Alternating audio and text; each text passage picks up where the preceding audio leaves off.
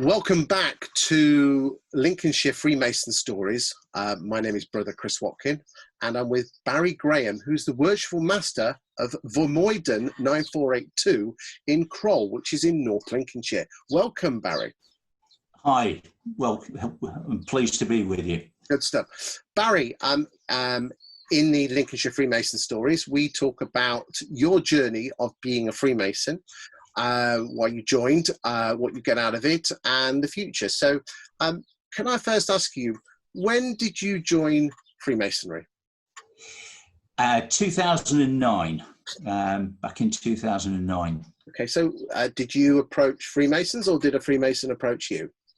I was approached by a friend who suggested it might be something that I'd want to take a look at. Okay. Did you have any fears? I mean, let's be honest, the Freemasons do have, you know, in certain tittle-tattles, certain peculiarities. Did any of those cross your mind? I'm not so sure about fears. I was perhaps more curious than having fears. I didn't know what to expect, that was for sure, because nobody told me. You know, I felt quite comfortable about it. I'd been introduced to a couple of friends of this particular friend of mine that introduced me, and you know, they seemed pretty decent guys. We got on very well. Went to a couple of social events, and yeah, I think I was just apprehensive. That's all, really, about not knowing what was in store. But that was all part of the enjoyment, really, Chris. What did they tell you? What did they tell you about it? How did they sell Freemasonry to you? How did they sell it to me? They said, you know, it's a. You're going to cut this, aren't you? And then carry on. You carry on. They said to me, it's a great social way to meet interesting people, people from all walks of life. Perhaps people's preconceptions of Freemasons is that you know, there may be all people in very top jobs, you know, barristers or judges or something like that. And that's not the case, and that to me has been part of the appeal. Actually, it's been meeting people from all different walks of life in my Masonic journey, and good to know that Freemasonry is open to all different types of people, whatever they do for a living, or whether they're retired or young. That's been really, really refreshing for me. And to see that it's not an exclusive institution. But did you know that before you went in? No, I didn't. No. They sort of explained. What did they say? They said you'll get on really well with them. There are all sorts of different guys there, basically, and that was about it, really. They didn't explain who was involved, but just that they were normal people, and you know, don't be too concerned about it. Okay, so the funny thing about Freemasonry is that you can't just come along to a meeting to see if you like it. You obviously have to go through the first degree ceremony. How did you feel about, once you've been through that amazing that journey of the first degree ceremony? Wow, how did I feel? Elated. It was something that I'd clearly never experienced before. I didn't know what had happened to me, to be perfectly honest. And perhaps it's something that you don't appreciate, or certainly I didn't appreciate until I'd seen it performed with other new candidates coming through for a couple of times. And even then, it still didn't ring, I still didn't fully understand it until maybe 2 or 3 years later. I think that's fair to say. Interesting you say 2 or 3 years later. I talk to an awful lot of Freemasons, and they say it does take a couple of years for it all to kind of click into place. You know, the whole what it's about. You know, for the first couple of years, you see some bunch of guys running around a room dressed funny, and you wonder what the hell's happening. Meanwhile, you're whizzing through your first, your second, and your third, and you get kicked out of half the meetings, and you don't know why. When did it click for you?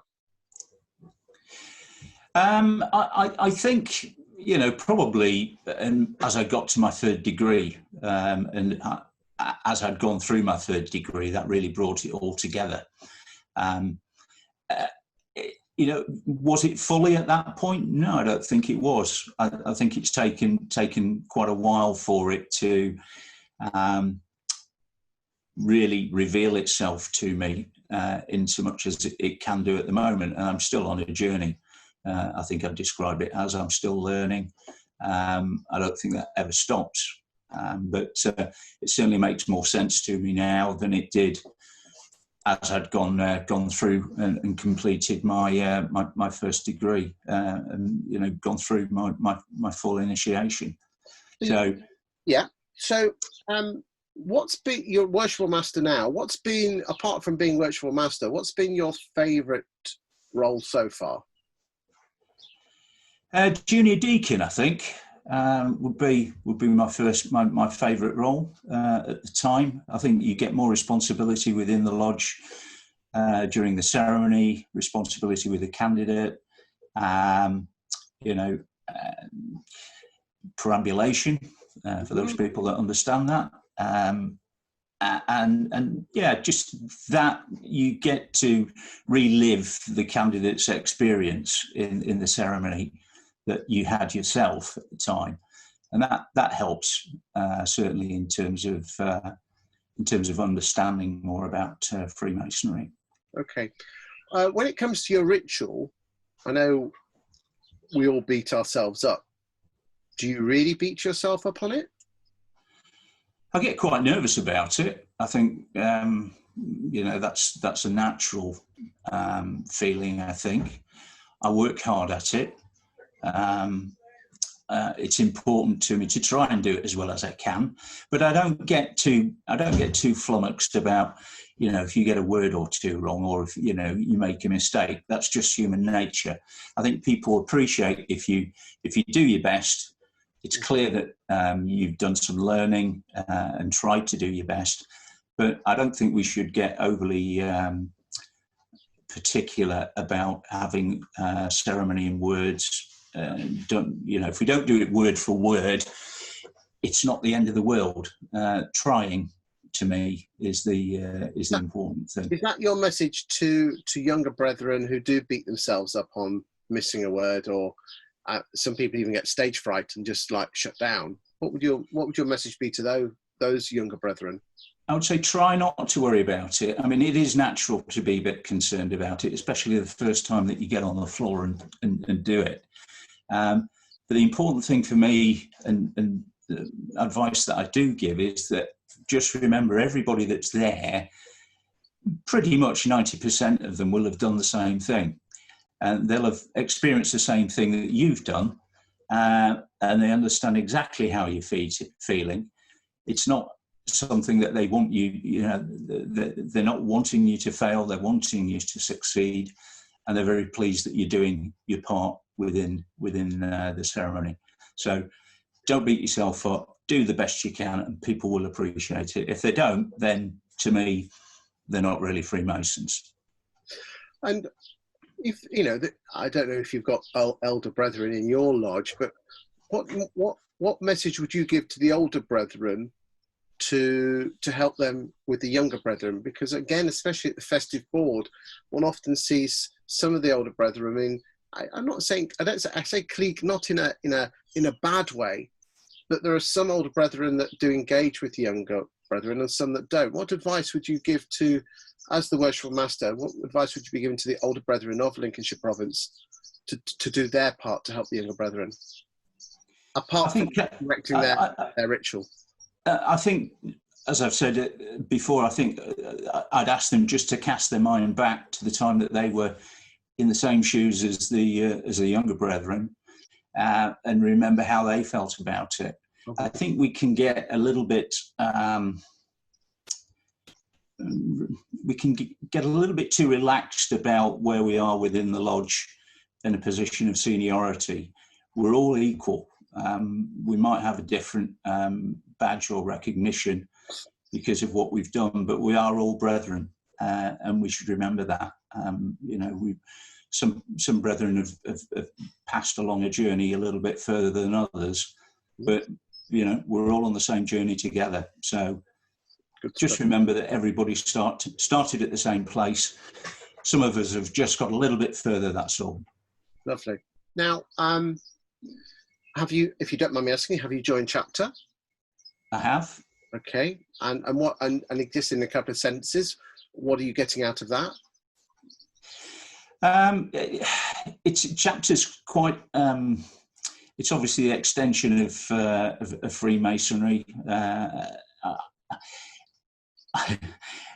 Chapter's quite hard to understand, I find, to start with, even harder. Sorry? When did you join? Chapter I joined about 2.5, 3 years ago. So you were in one of the warden's roles at the time, or just about to go into one? Yeah. And what I did, I decided not to go on the ladder within chapter. I decided to stay as a steward because I wanted to give everything to my day job, if you like, within the lodge and moving up the ladder towards worshipful master. And that was, you know, thinking about how much ritual there was to learn in both roles. So my focus was around was not within chapter. I'm also in Mark, by the way, as well. It's easy. And I made that known to the brethren when I joined chapter, that I wouldn't be stepping onto the ladder until I'd gone through the chair. Do you think you joined chapter at the right time, or in hindsight? I think so. I mean, I'd been, I'd been in Freemasonry for 5 or 6 years, something like that, maybe more. I think yes. I think that was probably about the right time. Yeah. For me personally, I wouldn't want to have joined straight after I'd gone through my 3 degrees. I think that would be, for me, too soon, but that's just a personal thing. Okay, so now looking more outward looking, obviously a big part of being a Freemason is charity. Now, tell me about your involvement with Connaught Court, which is the nursing home for Freemasons in York. Talk to me about why, I mean, I know you went above and beyond in helping them, but why charity is so important to you as a Freemason, and bring in the Connaught Court? Yeah, I mean, charity is central to what, for me, what we're about as an organisation, and brethren are very generous in their giving to Masonic charity, but also to national charities. And you've only got to look at what we're doing with COVID-19. Grand Lodge committing to match fund all the money that we raise up to £1 million. Which is fantastic. That aspect of Masonry, I think, is not talked about generally enough. I think we need to be a little bit more overt about how we talk about Freemasonry and the good work that we do, not only for Masons, but in the wider community, and for other charities as well that we give to. Connaught Court is close to my heart. It was some Connaught Court up in Fulford, York. I was introduced to Connaught Court by worshipful brother Colin Crofts, who sadly died quite recently. And Colin introduced me to Connaught Court, and for the past 5 or 6 years I've been up at, they have a fete each year to raise funds. I've been involved in that, and there was an opportunity to join the Association of Friends of Connaught Court towards the end of last year, which Colin made the introductions for me, and I was accepted as a member of the committee there. And that's, to me, that's, I think the facility is fantastic. I'd urge anybody that's never been to Connaught Court or any of the other 19 care homes that we operate as an organisation throughout the UK to go along and have a look, because they are absolutely fantastic. And, you know, as well as housing Freemasons, they also house non-Freemasons as well. So it's not an exclusive institution or care home. Okay, so but yeah, it's very important to me. What are you hoping your Freemason journey will be in the next 5 or 10 years? What are you hoping to do then? It's very easy to sit on the back benches in that corner. There's a question for you. I'd like to get through being worshipful master first of all. We had a bit of a obviously with COVID-19, it sort of interrupted my year midway through, and I'm now. I will be worshipful master again through to April next year. So effectively been in the chair for 2 years, although probably about a year, hopefully, if we get back to our regular meetings in December, January. I don't know is the honest answer to that, Chris. I'll take each year as it comes. You know, I'm very keen to help with the setup that we've got at Kroll, which is important to me. It's again a great Masonic facility that's shared by a number of different lodges. I think 6 or 7 lodges that meet out at Kroll, and it's probably one of the best in the county. So that takes quite a bit of my time as well, helping out there. But Masonic wise, I don't know. We'll take it as it comes, I think. Okay, final question. Describe to me in a sentence why you love Freemasonry, and almost say I love Freemasonry because. I know that might be a bit cheesy pie, but let's just say anyone comes across this video and they think to themselves, well, why should I join a boys club the way with funny handshakes and all the other jokes that go along with it, which most of them aren't true. Obviously we all know there's handshakes. That's beside the point. That's just so we know each other. So again, that's just for anyone watching. That's just so we know that we are a Freemason. There's nothing, you could look it up on the internet. That's not the point. Yeah. For me, the great thing about it is the camaraderie that I get at meetings, both upstairs and downstairs. It's fantastic. I've met some great people. I've made some really good friends that are now very good friends that I didn't know before. An opportunity to meet different people. I love visiting different lodges and do a lot of visiting. And yeah, I think it's a great way to understand a little bit more about yourself with the learning that we do as part of that journey in being a Freemason through the craft and other degrees. And that's maybe something that people don't realise to start with, but becomes more apparent as they progress. Like-minded people, whatever their station in life, having a great time. Good food if you come to Kroll, perhaps not so good if you go elsewhere, and a good crack and great camaraderie for me. Barrie, thank you for your time today. Thank you for taking your time, and I hope the Lincolnshire brethren have learned something from your story. If you, as a Lincolnshire brethren, would like to tell your story of what being a Freemason is all about, then please do give me a call. My name's Chris Watkin, or go through Stuart Piercy, who is the head of comms for Lincolnshire. You can get that through the provincial website. Barrie, thank you for your time today. You've been an absolute star. And I'll tell you here and now, that little bit where he says, we're going to edit out, we're going to leave it in to show you, to show the world that even on video, you can miss your words up and you're still perfect. So absolutely. Thank you for your time today. Good stuff. Thank you. Cheers, Chris.